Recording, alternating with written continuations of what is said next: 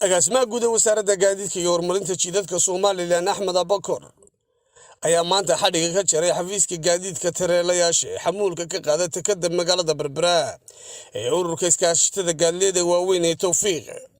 munaasabadan xadhiga laga jaray oo ka dhacday xafiiskaasi oo noqonaya xafiisku meel gaar ah oo ay yeelanaysa gaadiidka tareelayaashu ayaa waxa ka qayb galay xildhibaano ka socday golaha wakiilada Soomaaliland, mas'uuliyiinta ururka iskaashatada gaadiidka iyo darawalinta iyo mulkiilayaasha gaadiidkaasi. ugu horantii waxa ka warbixiyay xafiiskaasi gudoomiyaha ururka iskaashatada gaadiidka Tawfiiq ee xamuulka ka qaada takada magaalada Berbera, Mubaarak Yaasiin Axmed Mubaarak Suunani. waxa kale oo iyaguna halka ka hadlay mas'uuliyiin iyo darawalinka gaadiidleyda ee ka mid ah ururka iskaashatada gaadiidka waaweyn ee Tawfiiq.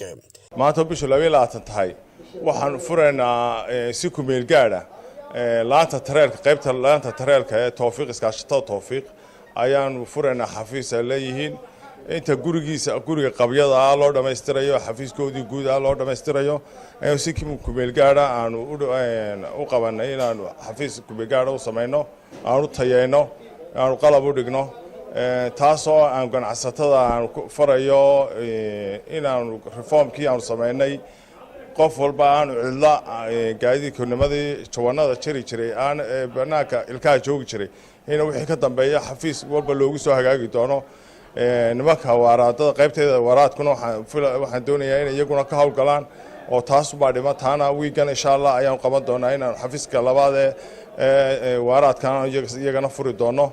marka caqabadaha jira ee tareelayaasha ee containerska oo ah in cidla gaarigu markuu la dhaco iyo mukhalisiinta markay alaabta soo dabadan yahay storage bay galeen storage-kiina aan noqonin wax qoraal mar walba dokumenta. marka waxaan sameynay inaan computerka lagu sameynayo daatada la gelin doono xilligu gaarigu baxo iyo xilligu soo galo. annaguna gaadiid ahaan qaybaha kalena insha Allah waa arrin ku dayasho mudan waxaanan leeyahay waa arrinkaas waan bogaadinaynaa waana arrin aan ku guuleysanay. maanta waxay noo tahay guul weyn annagoo bahda tareelayaasha ka tirsan xafiiskana ay tahay maanta loo furay tareelka annagoo ah iskaashatada Tawfiiq. waxa kale oo iyaguna halka ka hadlay xildhibaanadii golaha wakiilada ee ka soo qayb galay munaasabadan xadhiga laga jarayay. xafiiskan cusub ee ururka gaadiidka Tawfiiq laanta tareelka ay furayaan iyo horumarkan ay sameynayaan maamulkooda iyo hogaankoodu aad iyo aad baan ugu hambalyeeynaa. iskaashatada gaadiidka Tawfiiq kaalin muhiima oo dhinaca horumarka ay ugu jirtaa dalka. mudadii ku meel gaarkeeda waataan xafiisyadiina ay u dardargeliseen maantana xafiiska cusub ee muxuu ahaay laanta tareelka u furaysaan shaqadan haddaan la daadishin oo muxuu ahaay aan la fududayn oo delegation la sameeyo muxuu ahaa ma soconayso.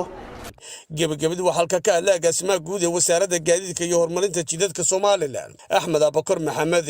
munaasabadan maanta loo qabtay in la furo qayb ka mid ah ururka ama iskaashatada Tawfiiq oo laanta tareelka runtii waxay muujinaysaa dadaalka iyo isbedelka ka dhacay iskaashatadan oo hoggaanka nimanka haya marka hormuud yihiin iskaashatada Tawfiiq oo iskaashatada ku midoobeen dhammaan gaadiidleyda Jamhuuriyadda Soomaaliland.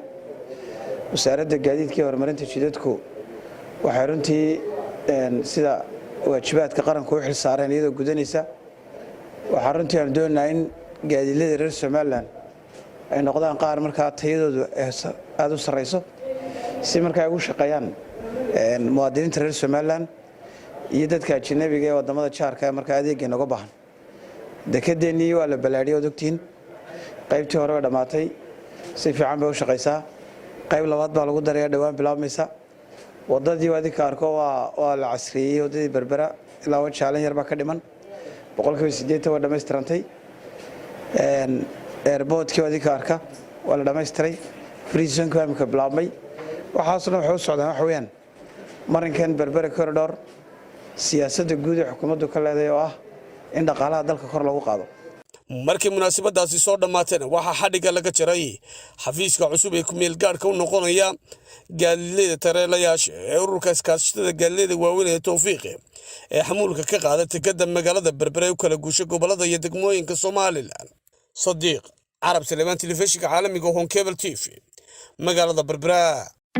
dahabshiil oo la jaan qaadaya isbeddelka tiknoolajiyadda kuna fududaynaya hannaanka aad lacag u diri karto waxa uu hadda kuu soo kordhiyey in marka aad lacag dirayso aad ku bixin karto kaadhkaaga bangiga dhammaan xarumaha dahabshiil ee qaaradda Yurub. abka dahabshiil oo aad kala soo degi karto Play Store iyo App Store ayaa kuu sahlaya in meel kasta oo aad joogto aad lacagaha si fudud uga diri karto. sidoo kale website-ka dahabshiil ayaad si fudud lacag uga dhex diri kartaa goob kasta iyo goor kasta. lacag kasta oo aad dirto waxa uu qofkaad lacagta u dirtay sikimo gudahoodu ku helayaa adeegga e-dahab ee moobilkiisa gacanta. waxaa loogu shubi karaa akoonkiisa bangiga dahabshiil amaba waxa uu ka qaadan karaa dhammaan barnaamijyada dahabshiil ee dunida taxalladeeda. dahabshiil hawlfudaydyahaaga maaliyadeed.